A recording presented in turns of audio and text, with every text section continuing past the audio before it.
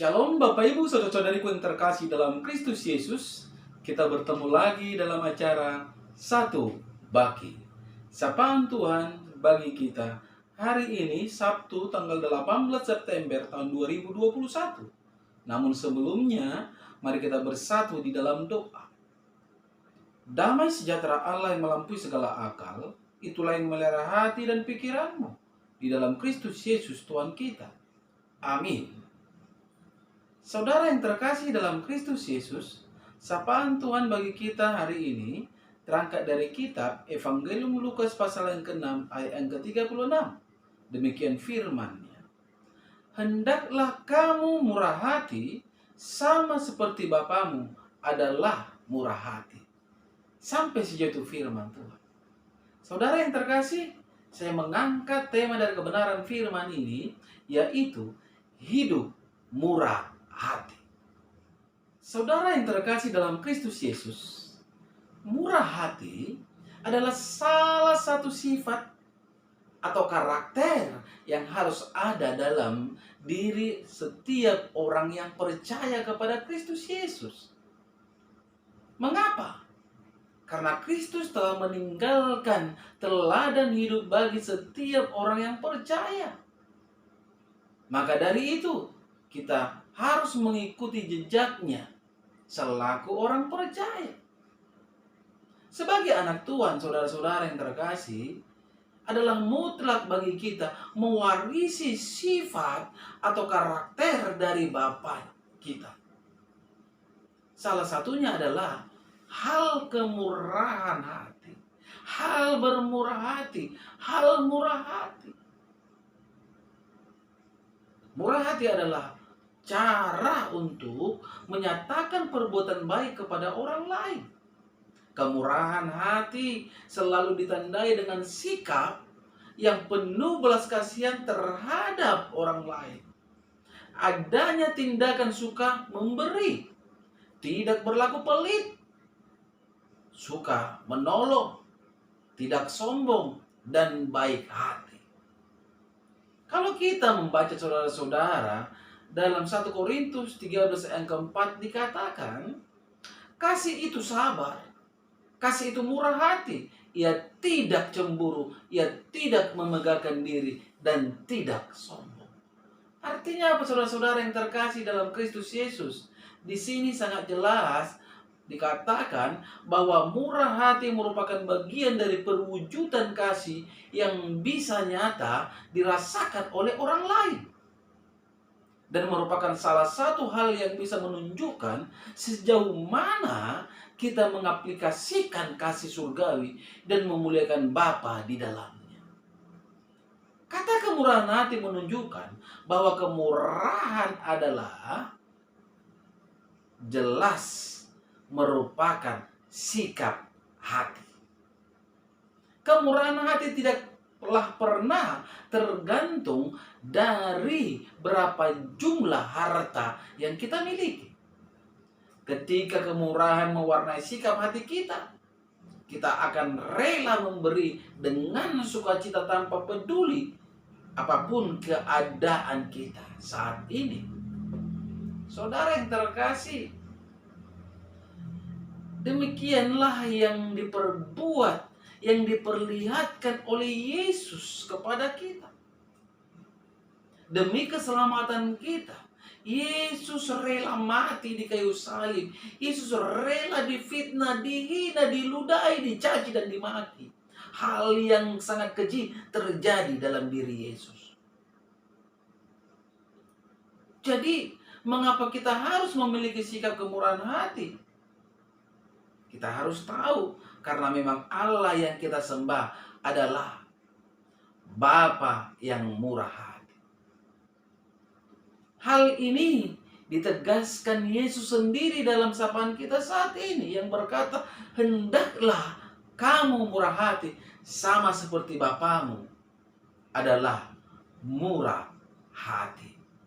Saudara yang terkasih, ingatlah, kita harus bermurah hati bukan hanya kepada orang-orang yang berlaku baik kepada kita atau orang yang mengasihi kita, melainkan kepada semua orang. termasuk kepada musuh atau orang yang menyakiti kita sekalipun. Itulah sebabnya dikatakan dalam Lukas 6 ayat ke-31 sampai ayat ke-32. Dan sebagaimana kamu kehendaki supaya orang perbuat kepadamu, perbuatlah juga demikian kepada mereka. Dan jikalau kamu mengasihi orang yang mengasihi kamu, apakah jasamu? Karena orang-orang yang berdosa pun mengasihi juga orang-orang yang mengasihi mereka. Saudara yang terkasih dalam Kristus Yesus, adakah upah yang didapatkan oleh orang-orang yang hidup dalam murah hati? Yang pasti dalam Matius 5 ayat ke-7 dikatakan, saudara-saudara, berbahagialah orang yang murah hatinya, karena mereka akan beroleh kemurahan.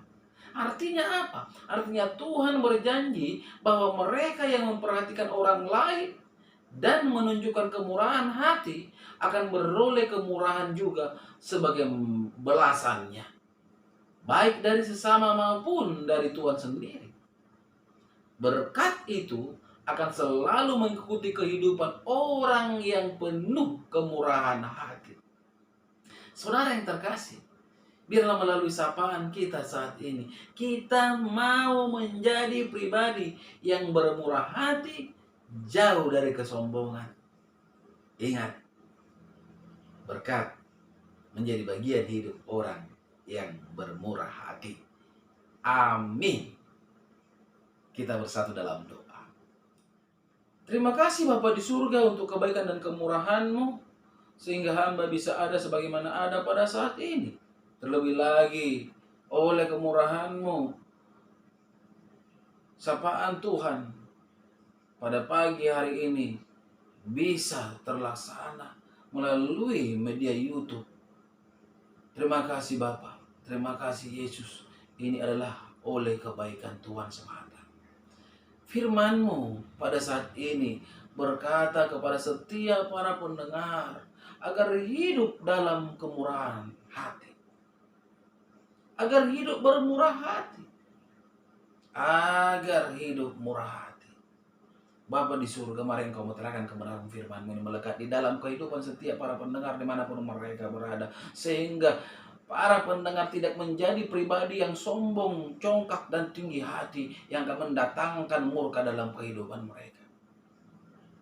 Tuhan Yesus, izinkan berkat-Mu nyata di dalam kehidupan para pendengar, sehingga ketika mereka sakit, mereka beroleh kesembuhan, sehingga ketika mereka lemah, mereka mendapatkan kekuatan. Ketika mereka berhadapan dengan persoalan dan permasalahan kehidupan, mereka mendapatkan jalan keluar, karena memang tiada mustahil bagi Engkau ya Bapa di surga.